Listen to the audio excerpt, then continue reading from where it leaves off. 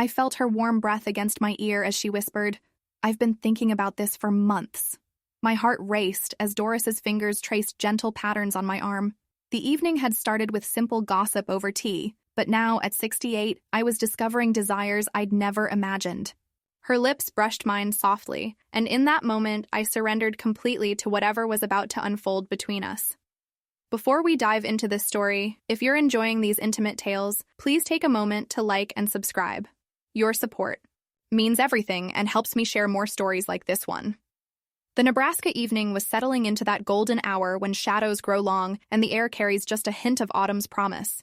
I'd been puttering around my kitchen, tidying up after dinner, when I remembered the conversation I'd had with my neighbor Doris that morning. She'd mentioned having some interesting news about the new couple who'd moved in down the street, and honestly, I was curious. At 68, I'd learned that a good bit of neighborhood gossip was one of life's simple pleasures. I slipped on my cardigan and walked the short distance to Doris's front door. Her house had always been welcoming, with its bright yellow shutters and the flower boxes she tended with such care. Even at 70, Doris had more energy than most people half her age. I knocked gently, and within moments she appeared at the door, her silver hair perfectly styled despite the late hour. "Vivian," she exclaimed, her face lighting up with genuine warmth. "Perfect timing. I just put the kettle on." "I hope I'm not intruding," I said, though her smile told me I wasn't.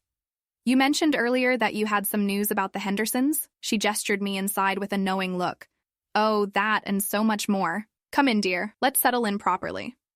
Doris's living room was exactly as I remembered it, comfortable without being cluttered, filled with soft lighting and the kind of furniture that invited long conversations. She'd already set out her good china, 2 delicate cups with matching saucers that caught the lamplight beautifully. The tea service was something she'd inherited from her mother, and she only brought it out for special occasions or particularly good gossip sessions. "Earl Grey or chamomile?" she asked, already moving toward the kitchen. "Earl Grey, please," I replied, settling into the plush armchair across from her usual spot on the sofa. "And don't keep me in suspense about the Hendersons," she returned with the steaming teapot, a small smile playing at the corners of her mouth. "Well," she began, pouring the fragrant tea with practiced grace, "it seems their marriage isn't quite as perfect as they'd like everyone to believe." I leaned forward slightly, intrigued. Doris had always had a talent for uncovering the hidden truths of our quiet neighborhood. "Oh? Kat saw them yesterday evening," she continued, referring to our mutual friend Catherine who lived on the corner. "Quite the heated discussion on their front porch. Apparently he's been spending rather a lot of time with his secretary." I shook my head, though I couldn't say I was entirely surprised. Richard Henderson had always struck me as the type who thought his charm could get him out of any situation. Poor Susan. She seemed so happy when they moved in. "That's not all," Doris said, her voice dropping to a more intimate tone. "Kat also mentioned that Susan's been seen having rather long lunches with that handsome contractor who's been working on the Morrison place.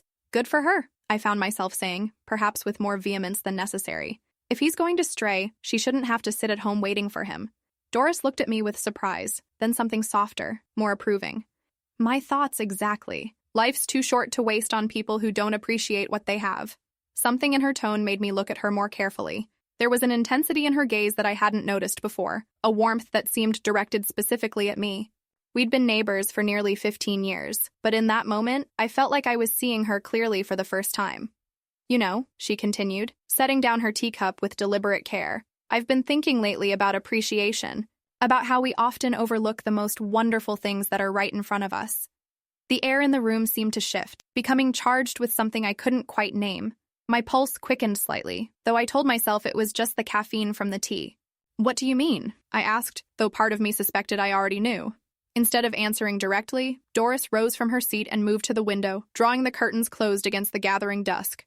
The action seemed both practical and intimate, shutting out the world and creating a cocoon of privacy around us. "Vivian," she said, turning back to face me, "may I ask you something personal?" I nodded, not trusting my voice. "When was the last time someone really saw you? Not as a neighbor, not as Harold's widow, but as yourself, as a woman."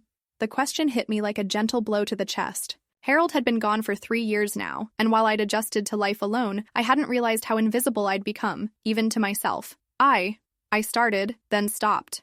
The honest answer was that I couldn't remember. Doris moved closer, settling, onto the edge of the coffee table so she was facing me directly. The scent of her perfume, something light and floral, reached me, mixing with the bergamot from our tea.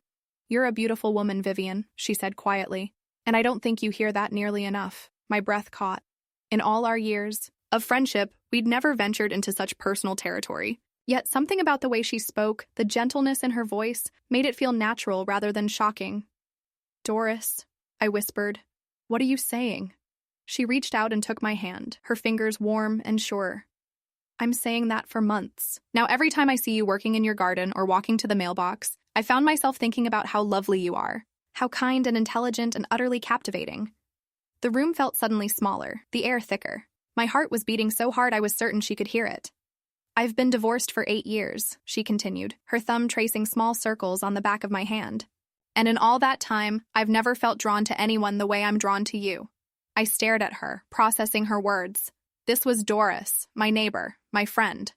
But looking at her now, really looking, I saw something I'd been blind to before. The elegant curve of her neck, the way her eyes sparkled with warmth and mischief, the full softness of her lips. "I don't know what to say," I admitted. "You don't have to say anything," she replied. "But I wonder, would you let me show you how beautiful you are?" The question hung between us, heavy with possibility. I thought about my life, about the routine I'd settled into, about how long it had been since anyone had touched me with genuine affection. When Harold died, I'd assumed that part of my life was over. I was 68, after all. But sitting there with Doris, feeling the warmth of her hand in mine, I realized that desire doesn't simply disappear with age. "Yes," I heard myself say, the word barely more than a breath. Doris's smile was radiant. She stood slowly, still holding my hand, and gently guided me to my feet. We stood there for a moment, close enough that I could feel the warmth radiating from her body. "Are you sure?" she asked, giving me one last chance to change my mind. Instead of answering with words, I stepped closer, closing the distance between us. She lifted her free hand to cup my cheek, her touch feather-light and achingly tender. "You're trembling," she observed softly. "I am," I admitted, but not from fear. Her eyes searched mine, and whatever she saw there seemed to satisfy her. Slowly, giving me time to pull away if I wanted to, she leaned in and pressed her lips to mine. The kiss was soft, exploratory, nothing like the passionate embraces of my youth. It was something altogether different, patient, reverent, full of a tenderness I hadn't known I was starving for. Her lips were warm and soft, tasting faintly of Earl Grey, and something indefinably sweet. When we parted, I felt dizzy. Not from the kiss itself, but from the realization of how much I'd been denying myself, how much loneliness I'd been carrying without even realizing it. That was. I started, then trailed off, unable to find adequate words. "Just the beginning," Doris murmured, her voice husky with emotion. She led me to the sofa, and we settled together, her arm around my shoulders, my head resting against her chest. I could hear the steady rhythm of her heartbeat, feel the rise and fall of her breathing. It had been so long since I'd felt this kind of closeness, this sense of being cherished. "I want to know everything about you," she whispered into my hair. "All the things you've never told anyone." And somehow, impossibly, I found myself opening up. I told her about the dreams I'd given up when I married Harold, about the paintings I'd wanted to create, about the places I'd longed to travel. I spoke about the loneliness of the past 3 years, about how I'd convinced myself that wanting companionship at my age was somehow inappropriate. She listened to everything, her fingers gently stroking my hair, occasionally pressing soft kisses to the top of my head. When I finally fell silent, she tilted my chin up so I was looking at her. "It's never too late," she said firmly. "For dreams, for adventure, for love. Never too late." The word love hung in the air between us, and I realized that's what this was. Not just attraction or loneliness seeking comfort, but something deeper. Something I hadn't expected to find again. "I want to paint you," I said suddenly, surprising myself with the admission. Doris laughed, a sound like silver bells. "I'd like that. But first..." She stood and extended her hand to me. "Let me show you something." I followed her upstairs to her bedroom, my heart racing with anticipation and nervousness. The room was warm and inviting, decorated in shades of cream and sage green, with soft lighting that made everything look like it was bathed in candlelight. "I want to see you," she said simply. "All of you. Will you let me?" The thought should have terrified me. My body bore the marks of 68 years of living, the softness that came with age, the lines that spoke of laughter and sorrow, the silver streaks in my hair. But the way Doris looked at me, with such genuine appreciation and desire, made me feel beautiful for the first time in years. Slowly, she helped me out of my cardigan, her fingers gentle as they worked the buttons. Each piece of clothing that fell away seemed to take with it a layer of self-consciousness until I stood before her feeling more exposed and more accepted than I ever had in my life. "You're magnificent," she breathed, her hands skimming over my skin with reverent touches. Then it was my turn to undress her, to discover the landscape of her body with the same wonder she'd shown mine. We took our time, exploring and marveling, sharing kisses that grew deeper and more urgent as the evening wore on. When we finally came together, skin against skin, it was with a gentleness and patience that spoke of maturity and deep caring. There was no rush, no desperate fumbling. Instead, we moved together like dancers who had been practicing this choreography for years, each touch and caress building on the last. I lost myself in the sensation of her hands on my body, the whispered endearments, the way she seemed to know exactly where and how to touch me. When the waves of sensation finally crested and broke over me, I cried out in a voice I didn't recognize as my own, my body arching against hers as pleasure coursed through me. Afterward, we lay entwined, our breathing slowly returning to normal. I felt transformed, as if some essential part of myself that had been dormant for years had suddenly awakened. "I can't believe we waited so long," I murmured against her shoulder. "We found each other when we were ready," she replied, pressing a kiss to my temple. "That's what matters." We must have dozed, because the next thing I knew, soft morning light was filtering through the curtains, and I was waking up in Doris's arms. For a moment, I panicked, wondering what I'd done, what this meant for our friendship, for our lives as neighbors. But then Doris stirred beside me, her eyes opening to meet mine, and the smile that spread across her face banished all my fears. "Good morning, beautiful," she said, her voice rough with sleep. "Good morning," I replied, amazed at how natural it felt to wake up beside her. We made coffee together in her kitchen, moving around each other with an ease that belied the newness of our intimacy. As we sat at her small breakfast table, sharing toast and stolen glances, I felt a contentment I hadn't experienced in years. "What happens now?" I asked, voicing the question that had been nagging at me. Doris reached across the table and took my hand. "Whatever we want to happen. We're grown women, Vivian. We get to choose." The sound of a car pulling into her driveway made us both look toward the window. Catherine was getting out of her sedan, a covered dish in her hands and a determined expression on her face. "Oh no," Doris said with a laugh. "Kat's bringing her famous casserole. She only does that when she has particularly juicy gossip to share." I felt a moment of panic. What if she knows? What if she can tell? "Look at me," Doris said firmly. I met her eyes, finding strength in their steady warmth.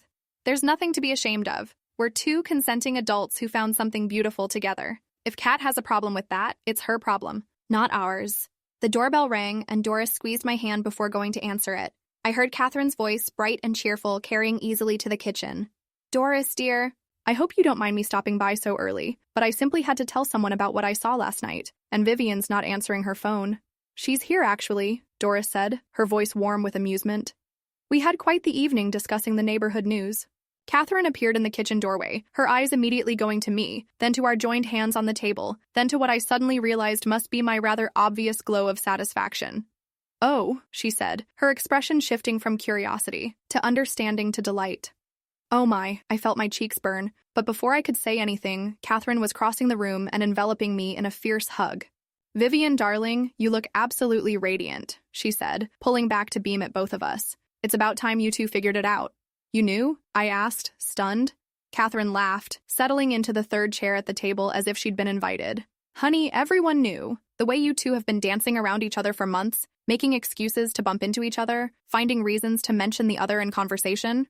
We were all wondering when you'd finally do something about it." I looked at Doris, who was grinning widely. "Everyone knew but us, apparently." "The heart sees what it's ready to see," Catherine said sagely, then her expression turned mischievous. "But I have to ask, was this before or after you heard about the Hendersons? Because that story is about to get even more interesting." And just like that, we were back to neighborhood gossip, but everything felt different now. I was different. As Catherine regaled us with the latest developments in the Henderson drama, I felt Doris's hand find mine under the table, her thumb tracing gentle patterns on my palm. I thought about the woman I'd been yesterday, lonely, resigned to a quiet existence, convinced that passion was a thing of the past. That woman felt like a stranger now. In her place was someone who had rediscovered desire, who had found love in the most unexpected place, who was ready to embrace whatever came next. When Catherine finally left, promising to spread only the most positive gossip about our newfound happiness, Doris and I stood at the window watching her go. "Any regrets?" Doris asked softly. I turned to face her, taking in the silver of her hair in the morning light, the laugh lines around her eyes, the mouth that had brought me such unexpected pleasure. "Only that we waited so long," I said, pulling her close. "We have time." she murmured against my lips. All the time in the world. And as she kissed me again, I knew she was right. At 68, I was just beginning a new chapter of my life, one filled with possibility and passion and the kind of love I'd never dared to dream of. Sometimes the most beautiful discoveries happen when we least expect them, in the most familiar places. Who would have thought that the answer to my loneliness was living right next door, waiting patiently for me to see what had been there all along? Have you ever found unexpected love? In the most surprising place? Maybe with someone you'd known for years but never really seen until that perfect moment? Share your story in the comments. I love hearing about those magical moments when everything suddenly clicks. And if this story touched your heart, don't forget to like, subscribe, and hit that notification bell. Trust me, you won't want to miss what's coming next. Until then, keep your eyes and heart open. You never know where love might be hiding.